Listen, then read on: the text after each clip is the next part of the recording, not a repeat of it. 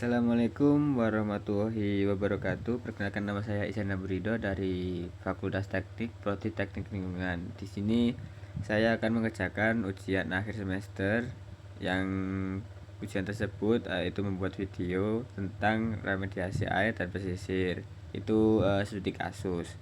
Saya di sini membawa studi kasus yaitu Teluk Jakarta. Mengapa Teluk Jakarta? Yang pertama, tingkat pencemaran akut.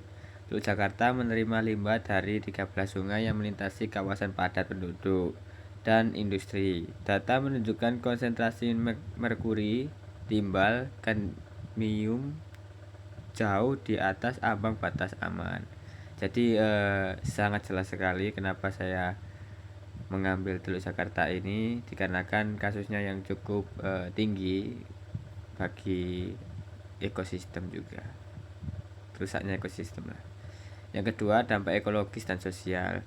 Kerusakan ekosistem mangrove, kematian massal ikan, dan ancaman kesehatan bagi masyarakat pesisir yang bergantung pada sumber daya laut. Meningkatkan penyakit kulit dan gangguan pernapasan juga terjadi. Jadi sangat berbahaya teman-teman ya. Sumber pencemarannya yaitu yang pertama dari limbah industri, pembuangan langsung dari pabrik tekstil, kimia, dan logam tanpa pengolahan memadai. Yang kedua yaitu limbah domestik, yaitu limbah rumah tangga, sampah rumah tangga, dan limbah cairan dari permukiman padat penduduk yang tidak terkelola. Yang terakhir yaitu aktivitas pelabuhan, tumpahan minyak, limbah kapal, dan aktivitas pengerukan yang melepaskan sedimen tercemar. Jenis polutan dan dampak. Yang pertama yaitu logam berat, itu ada Hg, Bb, dan Cd, yaitu biokumulasi di biota laut, keracunan rantai makanan. Terus kerusakan saraf ginjal, garis nikotin. Yang kedua yaitu plastik, mikroplastik, yaitu gangguan pencemaran biota laut, kerusakan habitat, kontribusi masukan ke rantai makanan manusia. Yang ketiga yaitu senyawa organik persisten, toksitis protein pada organisme air, gangguan hormonal, imun, dan reproduksi. Pendekatan terintegrasi. Yang pertama yaitu penegakan hukum dan regulasi, penerapan sanksi tegas bagi pencemar, pengawas ketat terhadap industri. Jadi di sini harus ada penerapan sanksi tegas dari pemerintah untuk penindaklanjutan bagi ancaman itu sendiri. Yang kedua, pengolahan limbah terpadu, membangun dan meningkatkan fasilitas IPAL komunal dan industri ya. Ini bagi ini kita harus memiliki pengolahan limbah yang cukup efisien ketika menghadapi suatu masalah seperti ini.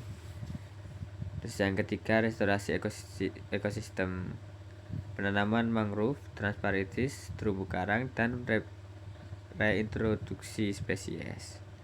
Terus yang keempat, edukasi dan partisipasi masyarakat, program sosial pengolahan sampah dan limbah rumah tangga, gitu ya. Terus lanjut, ada metode teknologi remediasi yang bioremediasi. Yang pertama, penggunaan mikroorganisme untuk mengurai polutan organik.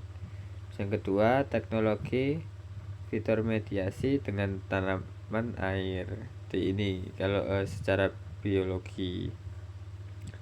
Terus teknologi filtrasi dan absorpsi, itu ada sistem penyaringan canggih untuk logam berat dan partikel. Yang kedua, penggunaan karbon aktif dan zeolit sebagai absorben. Evaluasi dan monitoring keberhasilan. Yang pertama, kualitas air itu harus dipentingkan ya, untuk pengukuran parameter fisika kimia yaitu pH, DO, BOD, COD, dan konsentrasi polutan setiap bulan. Yang kedua yaitu kesehatan biota akuatik, indeks keanekaragaman hayati, biomasa, dan biomonitoring spesies indikator. Yang ketiga, dampak kesehatan masyarakat, penurunan insiden penyakit terkaitan air, dan peningkatan kualitas hidup. Kesimpulan dan langkah selanjutnya yaitu pemulihan Teluk Jakarta adalah investasi jangka panjang untuk lingkungan dan kesejahteraan generasi mendatang. Kolaborasi multi pihak adalah kunci utama untuk keberhasilannya. Yaitu kenapa kita harus saling support untuk negara kita sendiri ya, teman-teman. Mungkin itu saja yang bisa saya sampaikan. Wassalamualaikum warahmatullahi wabarakatuh.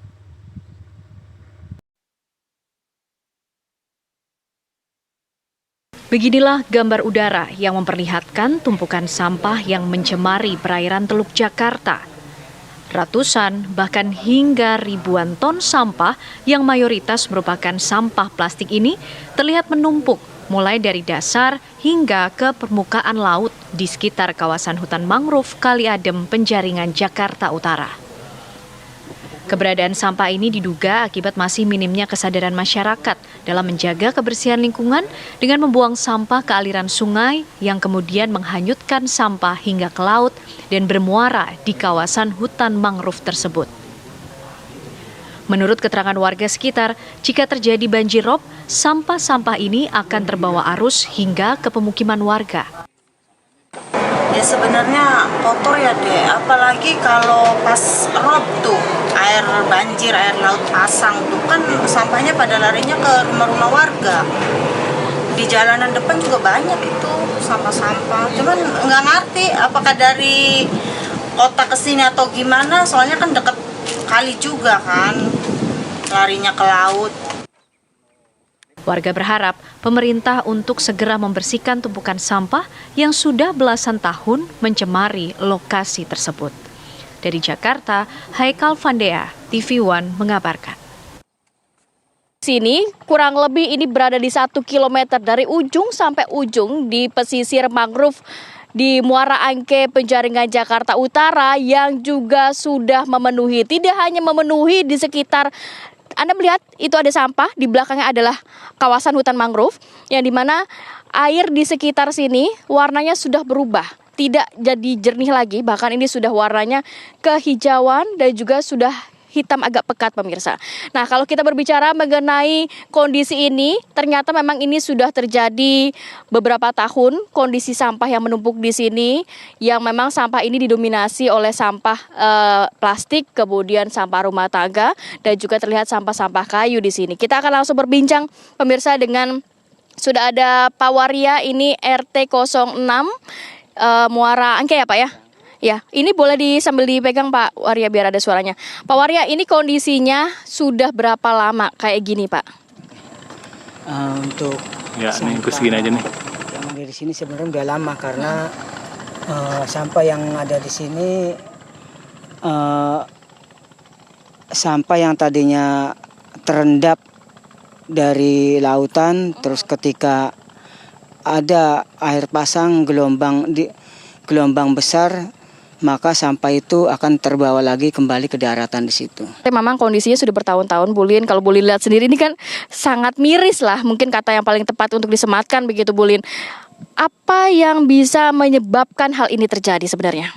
Ya, jadi ini sangat disorot ya sekarang isu-isu ini, tapi sebenarnya ini terjadi sepanjang tahun ya, dan ini sudah terjadi bertahun-tahun bahwa polusi laut ini disebabkan beberapa faktor dan 3 yang utama. Sebutannya polusi laut ya Bu ya? Polusi laut, iya, karena terjadi di sekitar wilayah perairan ya, coastal area. Jadi ya, kita di UI melakukan penelitian bahwa faktor utama penyebab polusi laut ini ada 3 yang utama.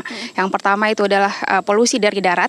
Jadi penggunaan plastik misalnya yang menyebabkan polusi sampah plastik dan dialirkan ke sungai dan dialirkan ke muara dan bahkan dialirkan ke laut dan nanti balik lagi ke laut.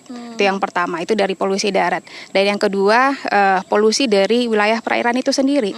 Jadi kan ada sekitar sini begitu ya. Ya, ada pembangunan di sekitar perairan, di sekitar pantai, baik itu perumahan ya, kita lihat ada perumahan liar dan kumuh juga yang memang tanda kutipnya perlu ditata oleh pemerintah setempat, dan juga kegiatan nelayan ya yang terjadi di kawasan perairan ini.